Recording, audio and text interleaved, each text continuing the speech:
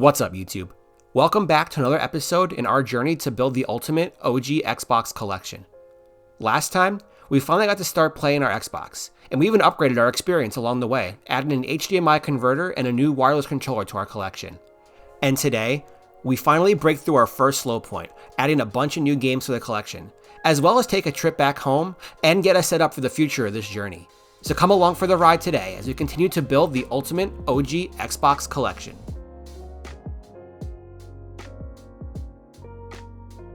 I knew this challenge wasn't going to be easy, especially on a budget like I'm on. At this point, it's been a few weeks since I added a game to the collection, but all of that was about to change. In November, I attended the Twin Cities Con in Minneapolis and set $40 aside in case I saw a few games to add. And guess what? I did. I ended up spending it all at one booth. I picked up Nightmare Before Christmas, Oogie's Revenge for $30, and then dug through their bargain bin for a few more games.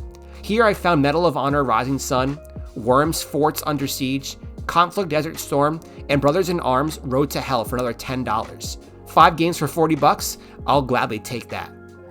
Later that month, I took advantage of a Black Friday sale at a local game shop. It was buy 2 games, get 2 more games under $10 free. Here, I grabbed Far Cry Instincts, X-Men Legends, and both Prince of Persia Sands of Time and 2 Thrones. Adding 9 games in a month, I'd call it a pretty successful month for me. Now, I mentioned I was on a bit of a budget at this time, and that's because I'd planned a trip home right before the holidays, so I saved a bit of money for there. I figured while I was visiting family, this would be a great time to reassess what I have left behind. After spending a bit of time with friends and family, I went back down to my game basement to see what's up. Unfortunately, there's just still too many Xbox games to send them all back at once, so I started to sort them into piles. Ones I really want now, games I can wait but would like to still have, and ones I can wait on entirely. I packed one giant box of games and sent them back home. Now that handles the majority of my collection. While I was going through all those games, I also took inventory of what games were missing their manuals and wrote them down in a note on my phone. Eventually, I would like to have a full CIB collection, so at least I have it all in an easy spot to reference now in case I ever come across them in the wild. I then started looking over everything I left behind and came to one unfortunate conclusion. I never liked getting rid of games or reselling them after I owned them, but after starting this journey and knowing how the last one ended, I knew I had to sell off a few things to keep the money flowing.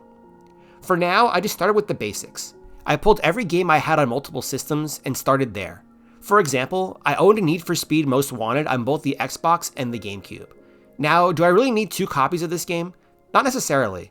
So I listed the GameCube version for sale, and after a few days, it sold. Thanks to that, we can now add $27 to the Xbox fund. I also sold Guitar Hero Smash Hits on the 360 since I have it on PS3 for another $30. I started to get some hope that this might actually work. The last thing I did was grab my copy of Ultimate Spider-Man on the GameCube. I'm hoping I can either sell it or find someone who'd be willing to trade it for the Xbox version. I lastly took a bunch of cheaper games I had doubles of and left them with my mom to sell at a garage sale when the time comes. While I was home, I also took this time to hit up a few game stores in the area too. And as a little Christmas gift, my mom let me pick out a few to buy. I grabbed the GTA Double Pack, Return to Castle Wolfenstein, and SeaWorld, Shamu's Deep Sea Adventure to add to the collection.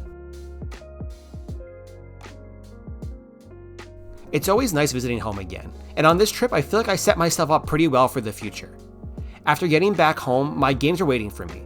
Now the problem is we've outgrown my first shelf for games. I gotta find a new one, and that's when I settled on the spot you see now, although that area is already running pretty low on space, but I guess that's a problem for the future.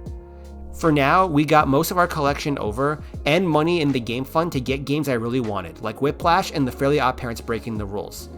Add some Christmas money on top of that and we were set for a while. The only question now is what lies ahead.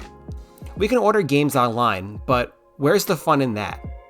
Maybe it's time to finally go out, go past our comfort zone, and head off to our first video game swap meet. Thanks again for watching, everybody, and tune in next time as we venture out into the wild, get closer to the present, and attend our first video game swap meet as we try to build up the ultimate OG Xbox collection.